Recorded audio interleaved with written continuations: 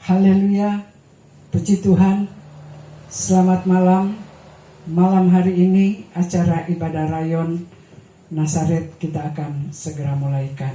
Kita berdoa. Segala puji dan syukur kami kembalikan lagi kepadamu ya Tuhan. Pada malam hari ini kami boleh lagi mau beribadah kepadamu Tuhan. Biar acara ibadah kami pada malam hari ini dari awal teristimewa kebenaran firman-Mu yang akan disampaikan sebentar. Tuhan, Engkau menolong biar semuanya boleh jadi hanya oleh kekuatan-Mu saja. Roh Kudus-Mu senantiasa menguasai hati dan kepikiran kami, bahkan umat-umat-Mu yang ada. Dan kami akan buka dan alaskan ibadah kami pada malam hari ini hanya di dalam nama Tuhan Yesus yang sudah menjadi Tuhan dan Juru Selamat kekasih jiwa kami. Haleluya. Amin. Puji Tuhan, kita akan menyanyi satu pujian. Sudahlah tentu. Sudahlah tentu, dunia nanti lalulah segera. Tempatnya dosa, tempatnya sumber kejahatan. Hai anak Tuhan, jangan tinggal terus di dalamnya. Nanti kau terhukum, lari dari dalamnya. Sudahlah tentu, dunia nanti lalulah segera. Tempatnya dosa, tempatnya sumber kejahatan. Hai anak Tuhan, jangan tinggal terus di dalamnya. Nanti kau terhukum, lari dari dalamnya. Lama lagi Tuhan datanglah, tak lama lagi Tuhan datanglah. Siapkan diri, bangunlah segera, pandang ke atas, Maranatha. Maranatha, Tuhan datang. Bangunlah segera, siapkan dirimu, Tuhan mau datanglah. Tak lama lagi Tuhan datanglah, tak lama lagi Tuhan datanglah. Siapkan diri, bangunlah segera, pandang ke atas, Maranatha. Maranatha, Tuhan datang. Bangunlah segera, siapkan dirimu, Tuhan mau datanglah. Tuhan datang di atas awan, datang kumpulkan anak-anaknya. Hari yang mulia Tuhan datanglah, angkat kita semua. Tuhan datang di atas awan, datang kumpulkan anak-anaknya. Hari yang mulia Tuhan datanglah, angkat kita semua. Puji Tuhan, kita akan mendengarkan firman Tuhan. Namun sebelum kita dengar firman Tuhan, kita menyanyi satu pujian dan kita akan berdoa untuk firman Tuhan saat ini. Saat ini, saat indah, ku memuji dan menyembah hadirat-Mu.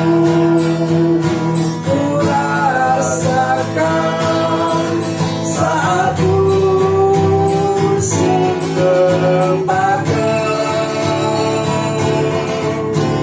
saat ini, saat Tuhan Kau curahkan urapan-Mu. Hadirat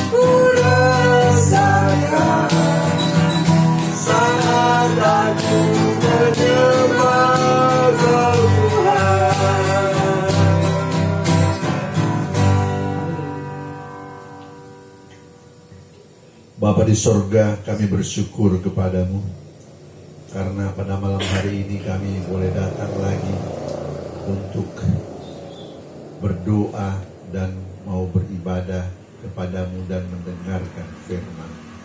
Tuhan, mampukan hamba-Mu untuk melanjutkan pemberitaan firman dalam kitab Wahyu.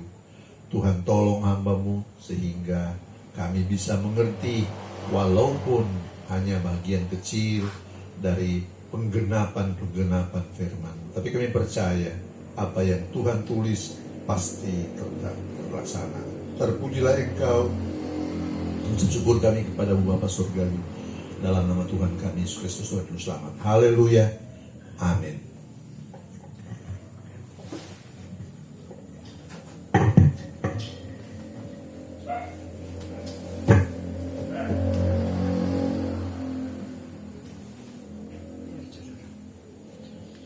Saudara-saudara,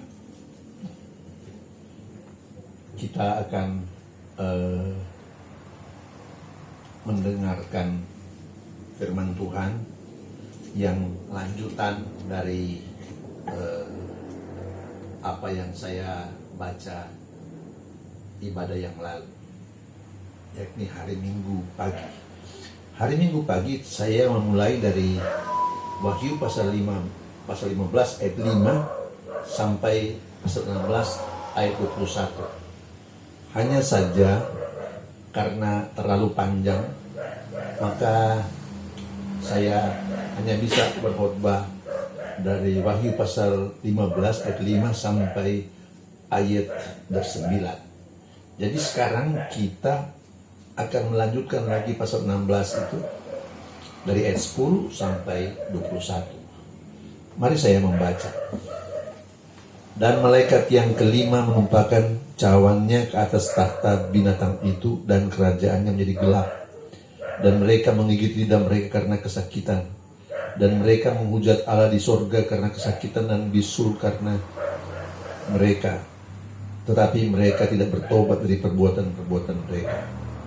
Dan malaikat yang keenam menumpahkan cawannya ke atas sungai yang besar, sungai Efrat. Lalu keringlah airnya, supaya siaplah jalan bagi raja-raja yang datang dari sebelah timur Dan aku melihat dari mulut naga dan mulut binatang dan dari mulut nabi palsu itu keluar 3 roh najis yang menyerupai katak. Roh-roh itu roh-roh jahat. Itulah roh-roh jahat yang mengadakan perbuatan-perbuatan ajaib, dan mereka pergi mendapatkan raja-raja di seluruh dunia dan seluruh dunia untuk mengumpulkan mereka guna peperangan hari besar, yaitu hari Allah yang Maha Kuasa. Lihatlah, aku datang seperti pencuri. Berbahagialah dia yang berjaga-jaga dan yang memperhatikan pakaiannya, supaya ia jangan berjalan dengan telanjang dan jangan kelihatan kemaluannya. Lalu ia mengumpulkan mereka di tempat yang bernama, dalam bahasa Ibrani disebut Harmagedon. Dan malaikat yang ketujuh menumpahkan cawannya ke angkasa dan di dalam bait suci surga kedengaranlah suara yang nyaring dari takhta itu, katanya, sudah terlaksana. Maka memancarlah kilat dan menderulah bunyi guru, dan terjadilah gempa bumi yang dahsyat seperti belum pernah terjadi sejak manusia ada di atas bumi. Lalu terpecahlah kota besar itu, terbelahlah kota besar itu di 3 bagian, dan runtuhlah kota-kota bangsa-bangsa. Maka teringatlah Allah akan Babel yang besar itu untuk memberikan padanya cawan yang penuh dengan anggur kegeraman murkanya. Dan semua pulau hilang lenyap dan tidak ditemukan lagi. Dan hujan es, ditemukan lagi gunung-gunung. Dan hujan es besar seberat 100 pon jatuh dari langit menimpa manusia, dan manusia menghujat Allah karena malapetaka hujan es itu, sebab malapetaka itu sangat dahsyat. Saudara-saudara, kita telah membaca dan kita sama tahu bahwa seperti yang telah saya sampaikan, itu adalah hukuman yang terjadi. Jadi mulai dari pasalnya yang ke-14 itu telah kuasa Allah nyata. Dalam pasal 12-13 kelihatanlah kekuatan kuasa gelapan mau menantang kuasa Allah. Tapi mulai dari pasal 14 dari saudara dan seterusnya, kuasa Allah nyata. Di sanalah kita melihat bahwa langit dan bumi dan segala isinya diatur dan diperintah oleh Allah, sehingga dari saudara akan ada bencana-bencana yang dahsyat. Dan saya belum mampu mengungkapkan dengan benar. Bacalah saja Alkitab itu, bencana apa saja yang terjadi. Dan saudara tahu, ketujuh malapetaka itu adalah malapetaka yang terakhir. Dan saudara, saya tidak tahu persis waktunya kapan, tetapi itu pasti terjadi. Dan kita telah membaca, saudara-saudara, malapetaka pertama sampai keempat dari pasal 16 ayat 1 sampai 9, tetapi malapetaka ke-5 sampai ke-7, saudara-saudara, mulai dari pasal 16 ayat 10 sampai 21. Mari kita membaca. Dan malaikat yang kelima menumpukan cawan ke atas takhta binatang itu, dan kerajaannya menjadi gelap. Dan mereka menggigit lidah mereka karena kesakitan.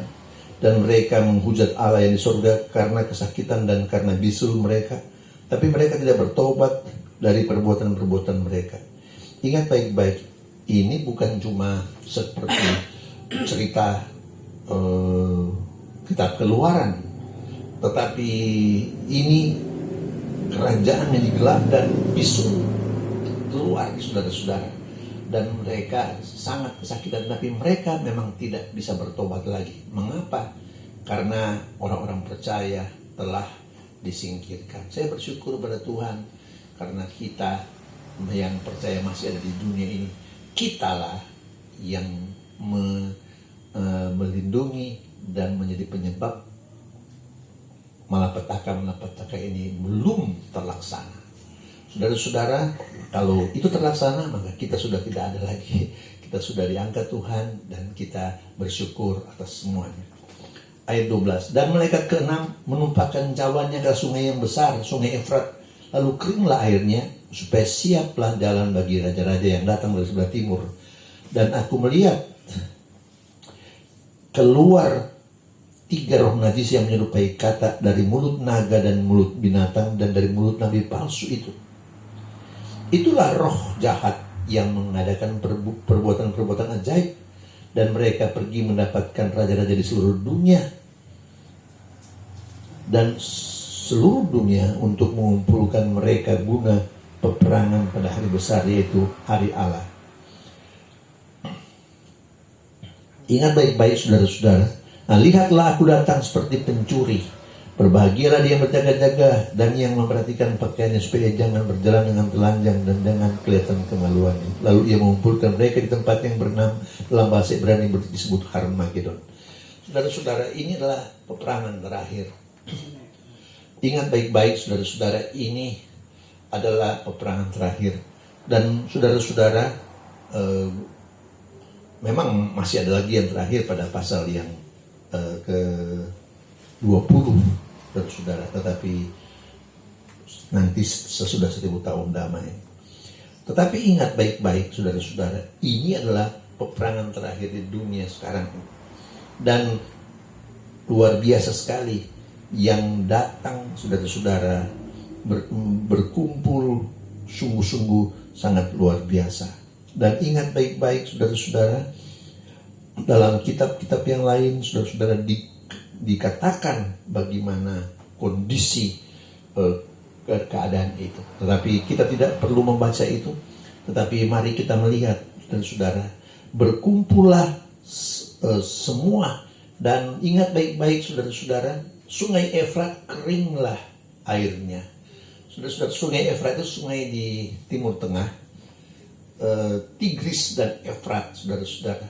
Tetapi Efrat itulah induknya dan Tigris itu salah satu cabangnya, saudara-saudara. Dan ingat baik-baik saudara-saudara, sungai Efrat akan kering dan itu menjadi jalan. Itu cuma bahasa lambang, saudara-saudara. Akan ada suatu jalan yang dibangun, saudara-saudara, untuk mendatangkan seluruh peralatan dan perlengkapan perang untuk melawan Tuhan. Tetapi yang terjadi saudara-saudara adalah luar biasa. Saya tidak akan bisa membaca ayat-ayatnya karena waktunya pendek. Tetapi mari saudara-saudara, bayangkan kalau seluruh kekuatan dunia terkumpul di tempat yang bernama Harmagedon itu. Dalam penafsiran Harmagedon itu adalah di salah satu tempat di Israel sana, saudara-saudara. Dan mari, itu merupakan merupakan penafsiran. Tetapi yang paling penting kita percaya bahwa ini pasti terjadi dimanapun mereka berkumpul dengan kekuatan bagaimanapun besarnya, tetapi mereka pasti akan dikalahkan Tuhan. Ingat baik-baik dalam kitab Daniel diceritakan bagaimana mereka mengalami hal-hal yang tidak diinginkan. Dan saudara-saudara, mari kita percaya. Ayat 15, lihat aku datang seperti pencuri. Berbahagialah dia yang berjaga-jaga dan yang memperhatikan pakaian supaya jangan berjalan dengan telanjang dan jangan kelihatan kemaluannya. Tuhan datang. Ingat baik-baik saudara-saudara, lihat aku datang seperti pencuri. Dengan kata lain, dia datang tanpa ada pemberitahuan. Tetapi bagi orang percaya, saudara-saudara, firman Allah lah yang menjadi pegangan sehingga kita tidak akan kecolongan. Itulah sebabnya mari kita berjaga-jaga. Berbahagialah dia yang berjaga-jaga dan yang memperhatikan pakaiannya supaya jangan ia berjalan dengan telanjang dan ia kelihatan kemaluannya. Saudara-saudara, kondisi itulah yang perlu kita ingat baik-baik, saudara-saudara. Dengan demikian, saudara-saudara, mari kita melayani Tuhan, kita iring Tuhan dengan setia, dan kita akan kelihatan, lalu kita akan menang bersama Tuhan. Lalu ia mengumpulkan mereka di tempat yang dalam bahasa Ibrani disebut Harmagedon.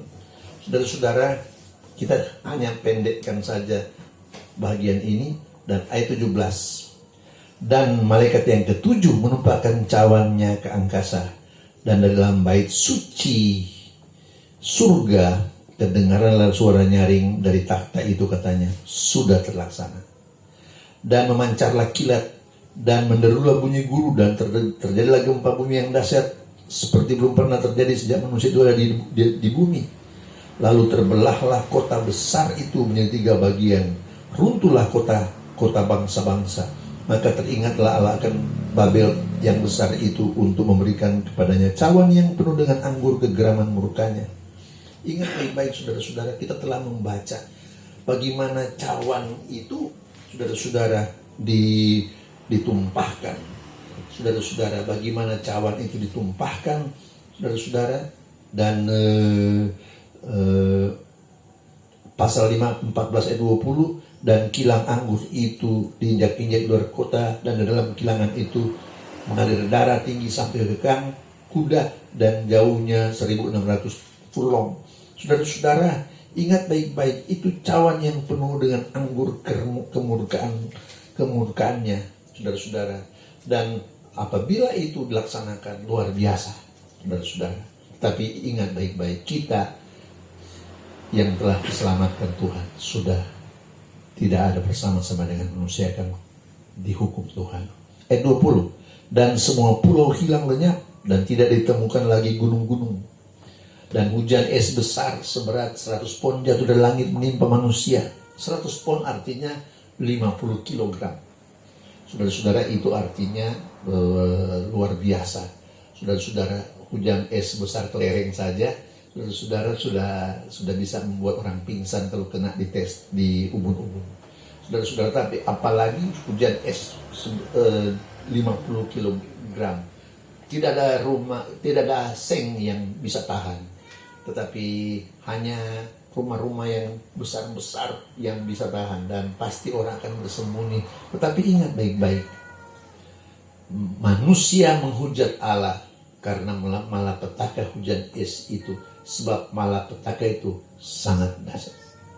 Saudara-saudara, ini adalah cerita kebenaran firman Tuhan.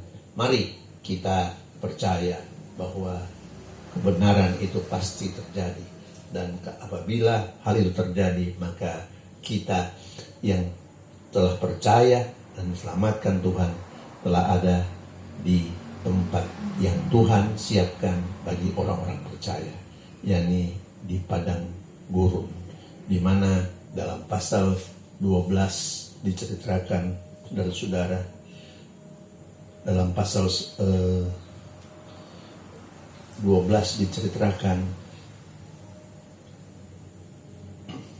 ayat 13 saya baca. Dan ketiga naga itu sadar bahwa ia telah dilemparkan ke atas bumi yang memburu perempuan yang melahirkan anak itu, dan kepada perempuan itu diberikan kedua sayap dari burung nasar yang besar, supaya ia terbang ke tempatnya di padang gurun, di mana dia dipelihara jauh dari tempat ular itu selama 1 masa, 2 masa, dan setengah masa. Lalu ular itu menyemburkan dari mulutnya air sebesar sungai ke arah perempuan supaya ia dilanjutkan sungai itu. Tapi bumi datang menolong perempuan itu, membuka mulutnya dan menelan sungai yang disemburkan naga itu dari mulutnya. Maka marahlah naga itu pada perempuan itu, lalu pergi memerangi keturunan yang lain yang bertutur hukum-hukum Allah dan memiliki kesaksian Kristus, Yesus Kristus. Saudara-saudara, ini adalah kondisi yang akan terjadi kelak. Itulah sebabnya mari kita setia kepada Tuhan, sebab kita memang harus disingkirkan sebelum semua malapetaka ini terlaksana. Puji Tuhan, dan saya akhiri khotbah saya pada malam hari ini, dan mari kita mau menyanyi.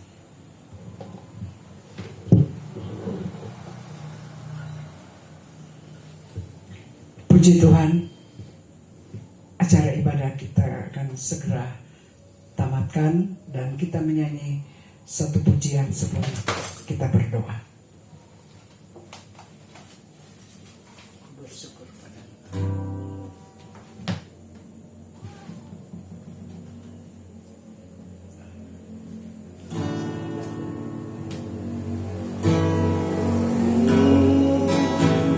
bersyukur padamu Tuhan dengan segenap hatiku.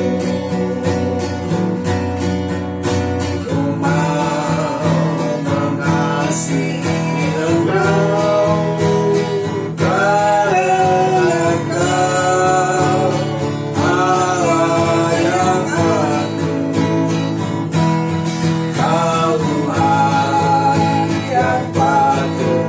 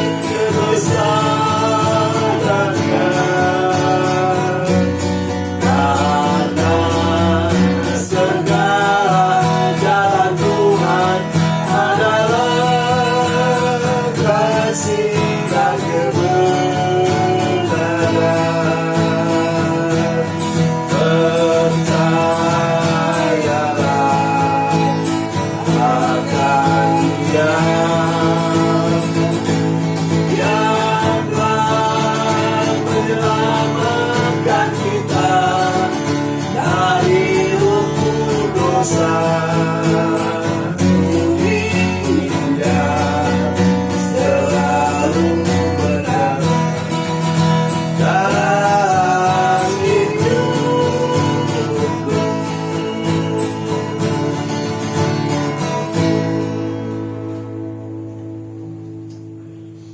Bapa di sorga, kami bersyukur kepadamu karena Engkau telah memberi kami kesempatan untuk beribadah dan mendengarkan firman-Mu. Tuhan, Engkau tahu apa yang telah hamba khotbahkan. Tetapi hamba percaya kebenaran firman-Mu pasti akan digenapkan dan semuanya pasti terlaksana. Sebab waktu-waktu tidak lama lagi dan tanda-tandanya sudah mulai terlaksana. Terpujilah Engkau. Terima kasih banyak Tuhan. Biar kami yang mendengarkan firman Tuhan dikuatkan oleh kebenaran ini. Dan kami boleh lebih hari, lebih dekat kepada Tuhan. Dan kami selamat. Terpujilah Engkau. Itulah tujuan hidup kami Tuhan. Tidak ada yang lain. Terpujilah Engkau. Kami mengucap syukur padamu. Kami berdoa buat seluruh jemaat. Tuhan tolong dalam kondisi seperti ini mulai ada kebebasan untuk beraktivitas, tetapi di Manado justru ada penekanan Tuhan, ada pembatasan yang lebih besar karena orang-orang yang terjangkit lebih banyak. Tapi kami percaya umat-umat-Mu aman terlindung dalam kasih setia dan anugerah Tuhan. Dan kami boleh memuliakan nama Tuhan dengan penuh sukacita. Terpujilah Engkau Tuhan. Kami sudah berdoa, mengucap syukur, dan mau mengakhiri ibadah kami yang singkat pada malam hari ini. Kekasih-kekasihku, marilah kita tinggal di rumah dengan segala senang hati. Biarlah berdamai sejahtera dan anugerah Tuhan menjadi bagian kita. Dan kasih setia Yesus Kristus dan penyertaan Roh Kudus menjadi bagian hidup kita. Terpujilah Engkau Tuhan. Kami sudah berdoa, mengucap syukur dalam nama Bapa, Putra, Roh Kudus, dalam nama Tuhan Yesus Kristus, Tuhan dan Juru Selamat kekasih jiwa kami. Haleluya. Amin. Puji Tuhan, ibadah kita sudah selesai dan hari Jumat doa dan puasa dan ada baptisan air jam 1 dan nanti diinformasikan kepada pelayan-pelayan untuk kita kumpul di tempat di mana kita biasa melaksanakan baptisan air. Amin.